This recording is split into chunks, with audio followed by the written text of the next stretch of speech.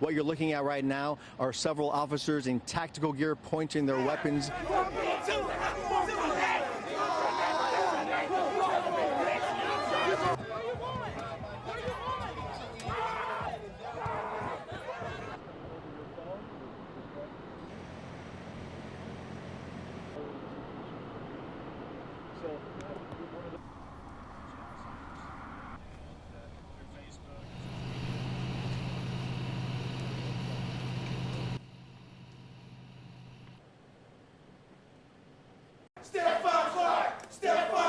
Stephon Clark's brother took over the Sacramento City Council meeting in dramatic fashion, chanting Stephon Clark's name, then jumping onto the mayor's council desk, demanding those in attendance chant Stephon Clark's name louder.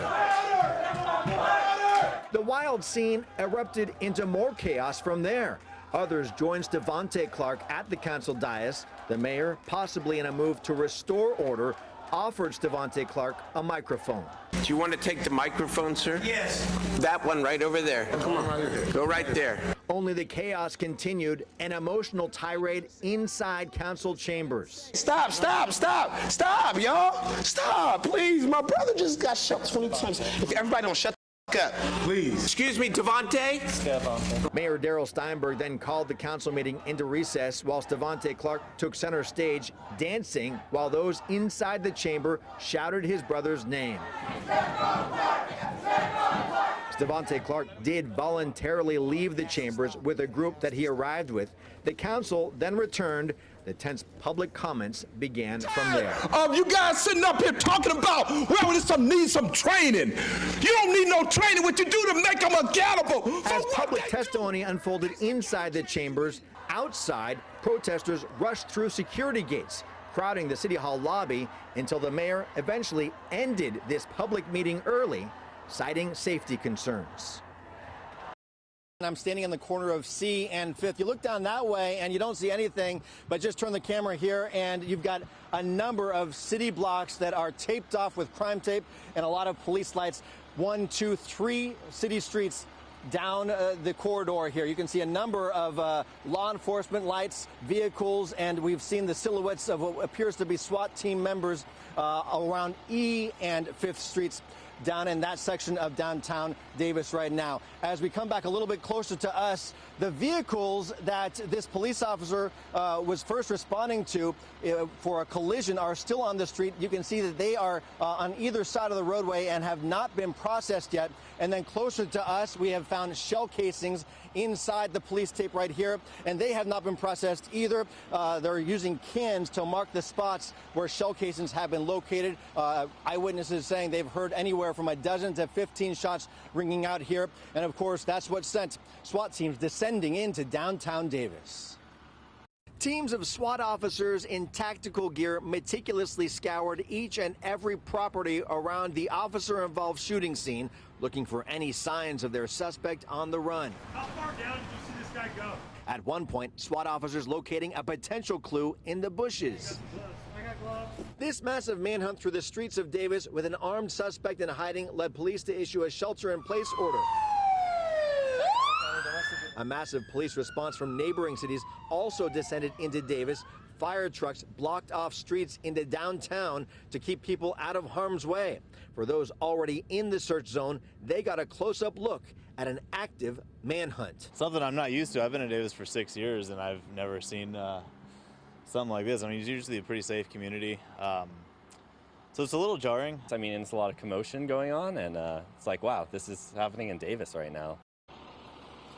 A live look in Davis right now on C and 5th Streets. As we look down 5th Street, you can see, again, a number of police lights lighting up the downtown section of Davis. It has been a traffic nightmare. People have not been able to get through. And again, all of this going on 3 hours now as the search for this suspect who shot a Davis police officer continues. We had 22 degrees the other morning. For 57 years, Lyndall Schwartz has walked these orchards. You tell if they're frozen or not. You can take a bud off. Checking on his millions of buds. And just break it open. There's a little almond. His almond orchard is in full bloom, but has taken a beating from a wild few weeks of weather. I lost 20 acres in one orchard. A couple weeks ago, it was frost that claimed those 20 acres. It's about a $150,000 loss. That's a good chunk of change, yeah. He isn't the only farmer feeling the freeze. Almond growers across the state are having a tough time with wide variations in the weather. Farming is not about extremes. You want things to be, more middle ground. Franz Niederholzer is a tree crop advisor with UC Davis. He says the frost is one battle farmers stand a chance in fighting. They use irrigation water to hold the temperatures, but only to a point. We can't tame Mother Nature. We can round the edges a bit. There's little defense from excessive rain and high winds. Branches like these are the result of wind damage, but that's not the worst of it. This morning, 42-mile-an-hour winds knocked over more than 30 trees. Another setback during a difficult winter. Swartz says almonds take time, money, and patience to grow. The weather is just another part of the farmer's way of life. Frost you can work with, but rain and wind you can't. That's Mother Nature. Number 4, Brittany Honeycutt. Number 5, Michael Nelson. You can call her motivated.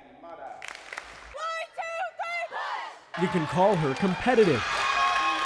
Just don't call Maiko Nelson old. When you like something, I think go for it. At 38 years young, the mother of 2 plays volleyball for Sac City College.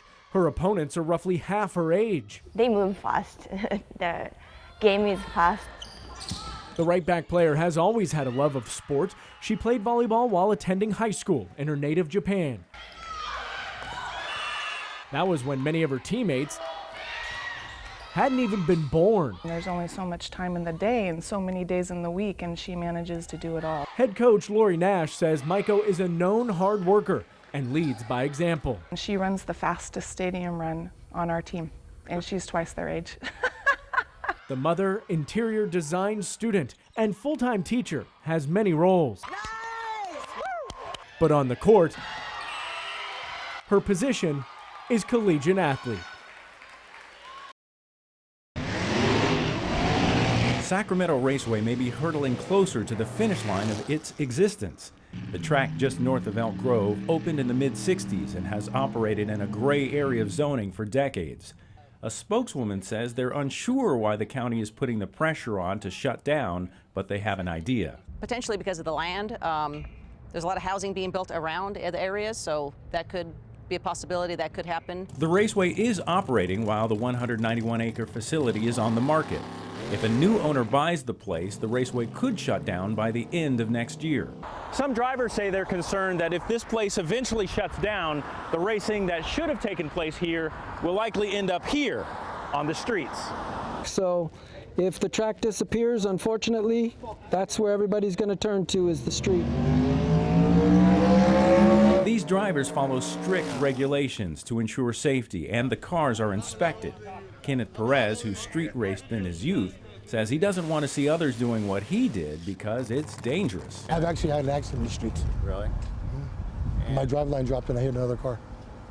Because we were racing in the streets and it wasn't controlled, the car wasn't inspected. Wednesday nights, just about anyone can put the pedal to the metal here for $20 because the track hosts street-legal drag nights. Even though the track has been around longer than nearby homes, there have been some complaints of noise and traffic jams along Excelsior Road on race days. But one nearby resident says she supports the track staying open because it's better than the alternative. They're going to race on the highways. We saw that happen not too long ago when they did donuts on 50.